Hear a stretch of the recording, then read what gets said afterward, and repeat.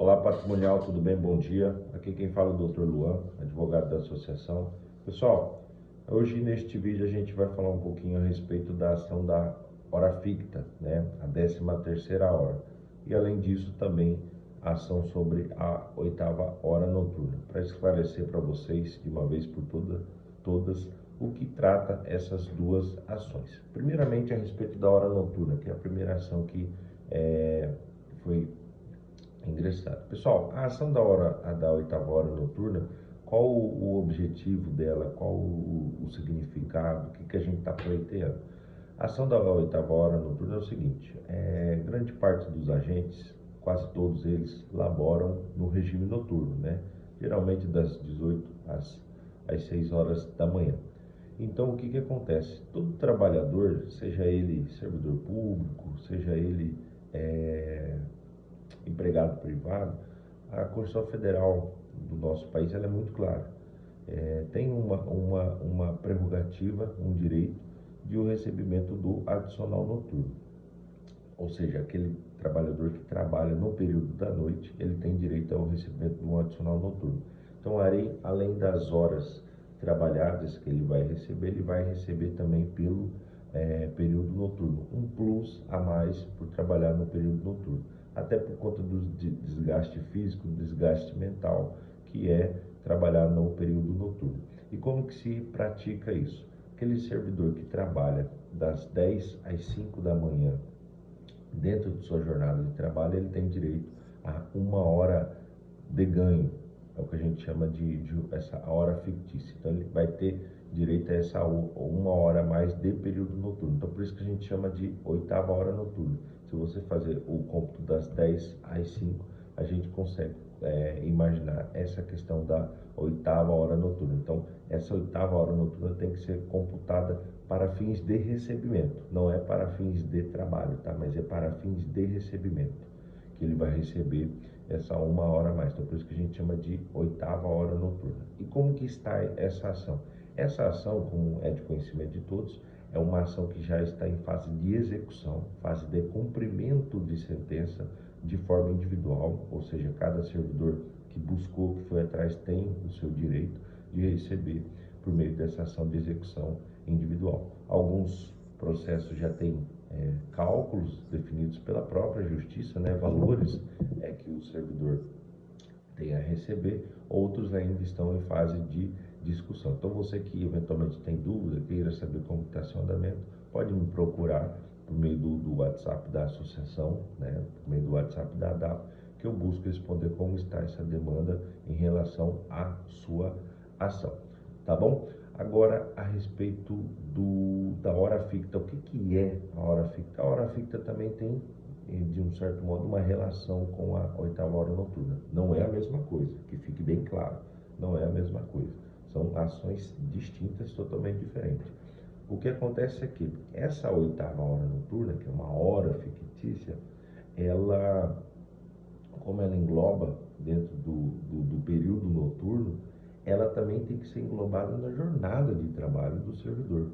Então, por exemplo, aquele servidor que trabalha das 18 às 6 da manhã, ou seja, 12 horas de trabalho, por ele ter direito a essa 8ª hora noturna, essa 1 hora a mais no período noturno, essa 1 hora a mais também tem que ser computada na jornada de trabalho do servidor, computando assim 13 horas, mas não 13 horas de trabalho. Ele vai trabalhar as 12 horas, mas vai receber 13 horas pelo período trabalhado. Então veja bem, por isso que a gente chama de hora ficta, porque ficticiamente é como se o servidor tivesse trabalhado 13 horas, mas na verdade ele trabalhou 12 e vai receber 1 hora a mais por ter trabalhado no período noturno. Então por isso que a gente fala hora ficta, 13ª hora. Por que a gente fala também 15 horas, né? Porque o que acontece? Se você trabalhar, por exemplo, na jornada, na escala de trabalho de 12 por 36, você, durante o período do mês, você trabalhou 15 vezes. Então, como você tem direito a 1 hora a mais, você vai ter direito a 15 horas a mais no mês de recebimento dentro dessa jornada de trabalho, tá? Então, são ações completamente diferentes, embora tenha uma relação de forma indireta, mas são ações diferentes, tanto que a justiça reconheceu esse direito para o patrimonial. Se fosse a mesma ação, a justiça não tinha reconhecido. E como que está o andamento dessa ação? Vamos lá. Pessoal, essa ação ela é coletiva, tá? Ela tramita de forma coletiva pela associação. A gente já teve decisão favorável e pedimos para que o Estado implemente essa hora ficta na folha do servidor. Fiz um vídeo recentemente, uma semana atrás, me parece, explicando que eu fiz o pedido para cumprir a decisão, para implementar mensalmente. E aí, em breve, a gente já vai começar a fazer os pedidos de execução dos valores passados, que o patrimonial tem direito dessa hora ficta, tá? Então, em breve a gente vai fazer esse pedido.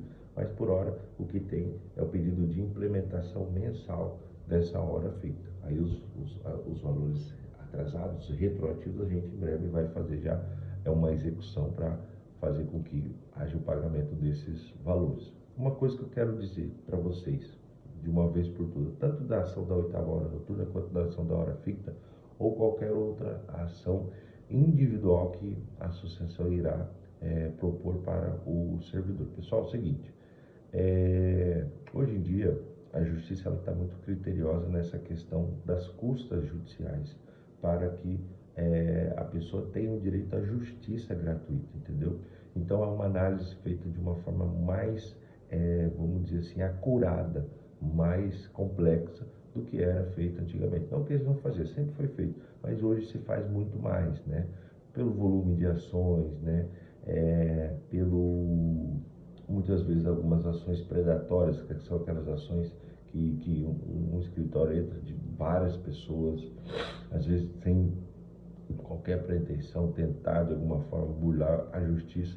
Então ela faz hoje essa pesquisa mais acurada sobre aquela pessoa que tem direito e aquela pessoa que não tem direito à justiça gratuita. E no caso do agente patrimonial, em algumas situações, ao longo desse período que eu venho trabalhando com o agente patrimonial, eu me deparei com situações em que a justiça manda pagar as custas. Ela analisa o holerite do servidor, o rendimento, os gastos que ele tem na sua residência, com a sua família, mas mesmo assim manda pagar as custas. Em todos os casos, não é em todos os casos, de forma alguma, mas em algumas situações, geralmente servidor de primeira categoria, servidor de segunda categoria, há essa imposição de custos. Terceira, não estou falando que terceira não tem, estou falando que geralmente é primeira e segunda, pode ser que venha a ter na terceira também. Então, a gente tem que tomar muito cuidado em relação a isso. Então não é só entrar com a execução, é também se precaver em relação à questão da justiça gratuita, de ter que pagar ou não as despesas do processo, tá? Então quando você for entrar, seja com a 8ª hora noturna para quem não entrou, ou a hora fica, quando a gente for começar a executar, tome muito cuidado em relação a isso. Pergunte primeiro, veja, fala, doutor, será que vai pagar, será que não vai pagar? A gente tem que ter muito cuidado em relação a isso, para que você não sofra a questão de ter que pagar as custas judiciais. Ah, mas se eu não pagar, eu não posso entrar com a ação. Infelizmente, se a justiça determinar o pagamento, você só continua com a ação judicial se efetuar o pagamento. Embora a nossa Constituição Federal, né, o nosso Estado Democrático de Direito nos garante o acesso à justiça, mas tem essa baliza, essa questão de ter que pagar a despesa para quem não é carecedor da justiça gratuita. Então, você, patrimonial, tem que ter muita clareza em relação a isso, tá? Não é somente entrar com a ação de execução ou qualquer outra ação. Temos também que precaver em relação à questão da justiça gratuita, tá bom? Acredito que seja isso, pessoal. Então, esclarecimento. 8ª hora noturna é uma situação, hora ficta é uma outra. Hoje, a 8ª hora noturna, a gente tem as execuções individuais. A hora ficta, a gente tem o pedido de cumprimento coletivo para implementar mensalmente na folha do servidor, tá? Implementar mensalmente na folha do servidor. E em breve a gente vai estar fazendo a execução dessa hora ficta com aquele detalhe, com aquela ressalva das custas judiciais, tá? A gente precisa analisar cada caso a caso, para ver se o servidor ele vai ter que pagar as custas judiciais ou não, tá bom? Acredito que de forma simples e sucinta seja essa o andamento das duas ações. Acredito que esclareci bem. Muito obrigado a todos. Tenham um ótimo final de semana, uma ótima semana, e que esse vídeo tire as dúvidas necessárias que vocês já carregam há um bom tempo. Obrigado, até a próxima.